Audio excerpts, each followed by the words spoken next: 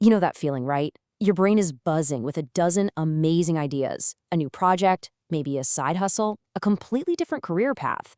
And you're so excited, you end up doing absolutely nothing. You're just paralyzed by all the possibilities. Well, what if there was a simple way to cut through all that noise and get clear? That's exactly what we're going to break down.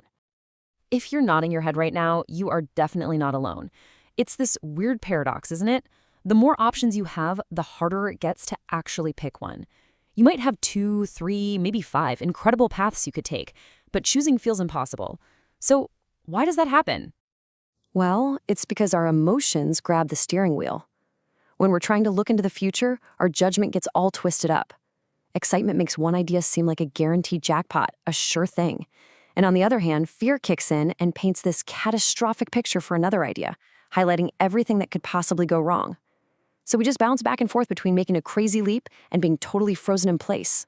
So let's really dig into the core of this. Why is it that having more choices just shuts us down? And here's the thing you need to know. It's not a personal failing. It's not that you're indecisive. It's actually a biological thing.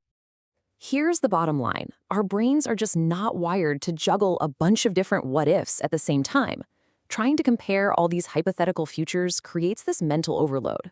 It's like trying to listen to the radio with a ton of static. You can't hear the clear signal anymore, and you just end up feeling stuck. So what does this actually look like? Does any of this sound familiar? You start one project, you're all in, and then a week later, oh look, a new shiny object. You jump to that. Or maybe you're stuck in what I call research mode, just waiting for that 100% guarantee of success that, let's be honest, is never gonna come. This is what that paralysis looks like in the real world. So to break out of this cycle, we have to change the objective. The goal is not to find the one perfect idea that's gonna solve all your problems forever. The real goal is so much simpler and, honestly, way more powerful. It's just about reducing the noise. And this is the tool we're going to use to do it. It's called opportunity scoring. The best way to think about it is like a logical filter for your brain. It's a way to line up your ideas and compare them against the same set of practical, real-world rules instead of just, emotion and gut feelings.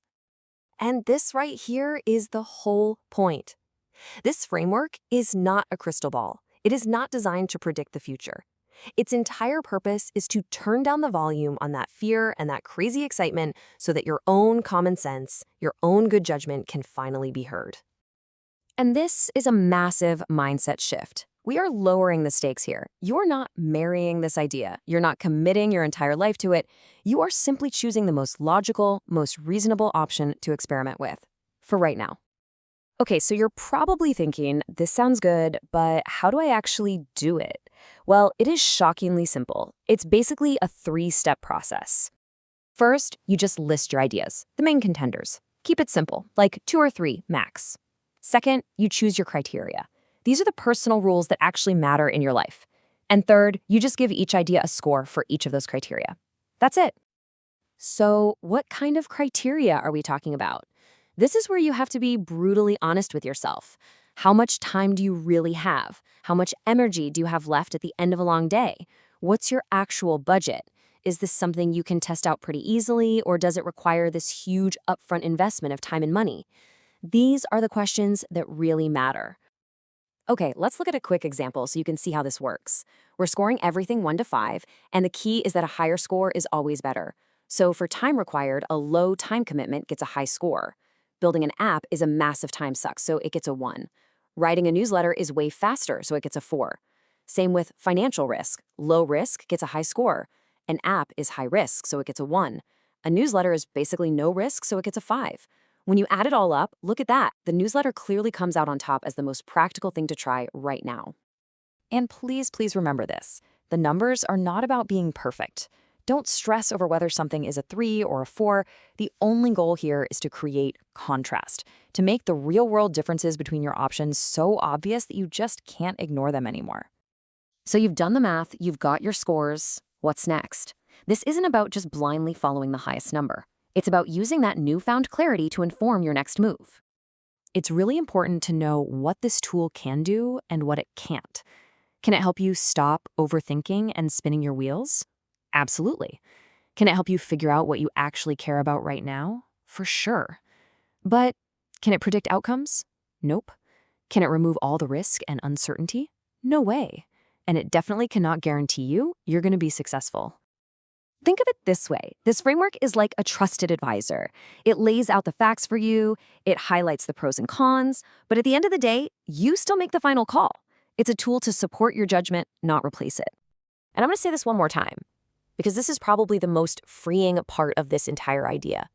Whatever you choose based on your scoring is not a life sentence. It is simply a directional choice. You're just picking a path to start walking down for a little while to see where it goes.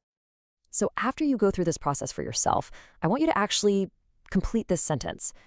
Based on your scores, based on your real life, what is the single most logical option for you to simply test next?